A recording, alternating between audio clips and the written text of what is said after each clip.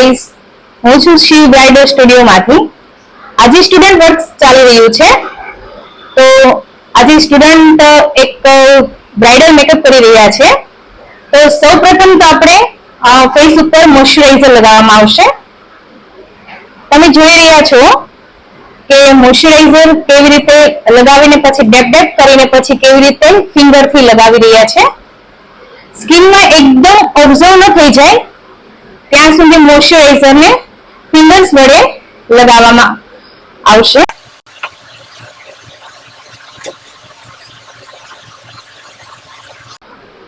ત્યારબાદ પ્રાઇમર લગાવવામાં આવશે, જે સ્કિનને થોડીક આપણે મેકઅપ કરવાનો છે એટલા માટે થોડીક સ્મૂથનેસ આપે છે, એટલે all over skin face skin આવી જાય અને ફેસ ઉપર લાગી જાય એવી રીતે પ્રાઇમર લગાવવામાં આવશે. તમે જોઈ રહ્યા છો કે પ્રાઇમર કેવી રીતે લગાવે છે.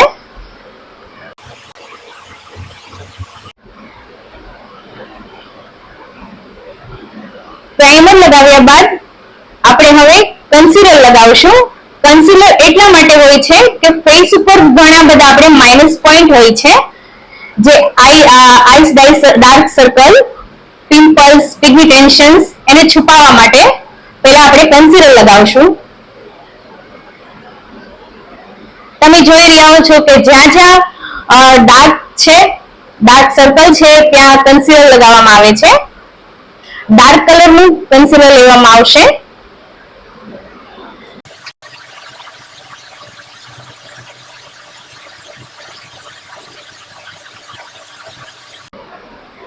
તમે જોઈ રહ્યા છો કે બ્રશ વડે કેવી રીતે કન્સીલર લગાવવામાં આવી રહ્યું છે.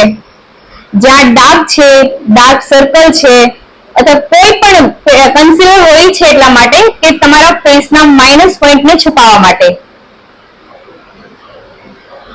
હવે બ્યુટી બ્લેન્ડરથી એને બ્લેન્ડ કરવામાં આવશે.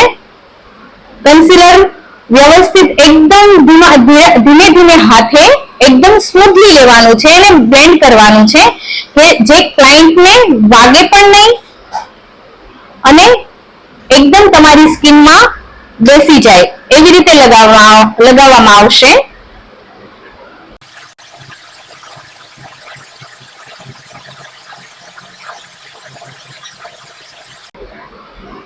તમે જોઈ રહ્યા છો કે જ્યાં જ્યાં આઈસ ડાર્ક સર્કલ જ્યાં હતા ત્યાં બ્યુટી બ્લેન્ડરથી કેવી રીતે આપણે બ્લેન્ડિંગ કરીએ છીએ. તમે જોઈ રહ્યા છો કે કન્સીલર કેવી રીતે સ્કિનની અંદર ઓબ્ઝર્વ થઈ રહ્યું છે.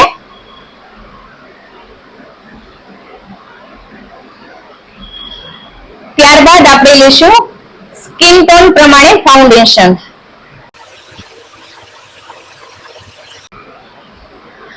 ફાઉન્ડેશનને પણ બ્રશ વડે તે સ્કિન ઉપર એપ્લાય કરવાનું છે. તમે જોઈ શકો છો કે અમારા સ્ટુડન્ટ કેવી રીતે બ્રશ વડે ફાઉન્ડેશનને એપ્લાય કરે છે.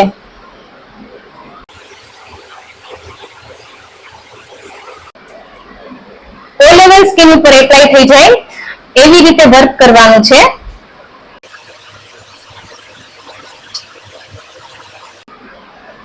એટલું યાદ રાખવાનું છે કે જે તમારું સ્કિન ટોન છે એ પ્રમાણેનું તમારું ફાઉન્ડેશન હોવું જોઈએ, નહીતર મેકઅપ તમારા સ્કિન કરતા અલગ તરી આવશે.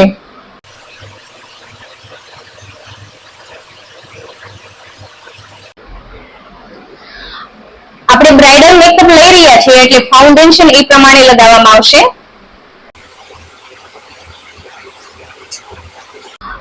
હવે ફરી વખત બ્યુટી બ્લેન્ડરથી જે ફાઉન્ડેશન આપણે ફેસ ઉપર એપ્લાય કર્યું છે એને બ્લેન્ડિંગ કરીશું.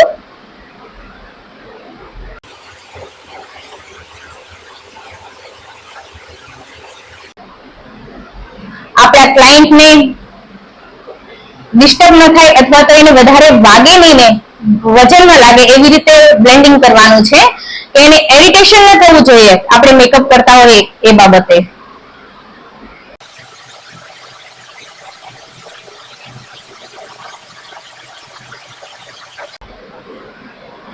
એકદમ હળવા હાથે લેશું આપણે. તમે જોઈ શકો છો પેલી સાઈડ કે આઈસ ઉપર અથવા તો બોન એરિયા ઉપર કેવી રીતે ફાઉન્ડેશન એપ્લાય કરી અને બ્લોન્ડિંગ કર્યું છે.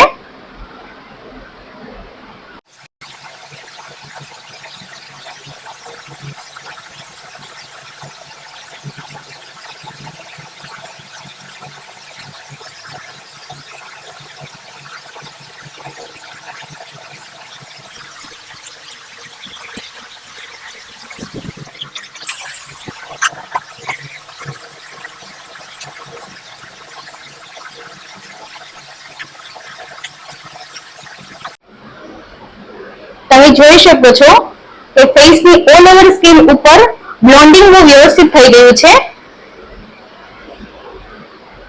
હવે આપણે ફેસને હાઇલાઇટ કરવા માટે આપણે લાઇટ કલર લેવાનો છે, જે ફોrehead ઉપર છે, પછી આપણા નોઝ ઉપર, લિપ્સની ઉપર અને ચીક પર. આઈસની નીચે પણ હાઇલાઇટ કરવા માટે લાઇટ કલર લેવામાં આવશે, જેનાથી આપણા ફેસનું કટિંગ દેખાશે અને આપણે ફેસને જેવો દેખાડવો છે એવો દેખાડવામાં આવશે.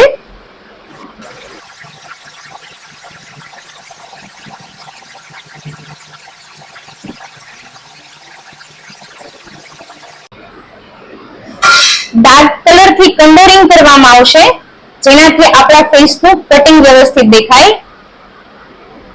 હાઇલાઇટ એરિયો અને અંડર એરિયો આપણને ધ્યાનમાં આવે.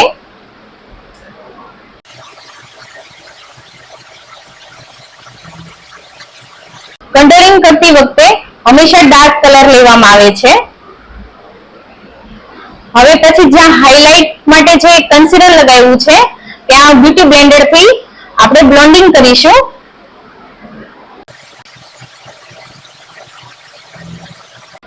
તમે જોઈ રહ્યા છો કે જ્યાં વ્હાઇટ કલર લાઇટ કલર લગાવવામાં આવ્યો છે એનાથી જ્યાં નોઝ ઉપરનું જે હાઇલાઇટિંગ દેખાડવાનો એરિયો છે ત્યાં કેવી રીતે હાઇલાઇટિંગ દેખાય છે કે નોઝ કેવી રીતે શાર્પ રીતે એનું દેખાઈ આવે છે.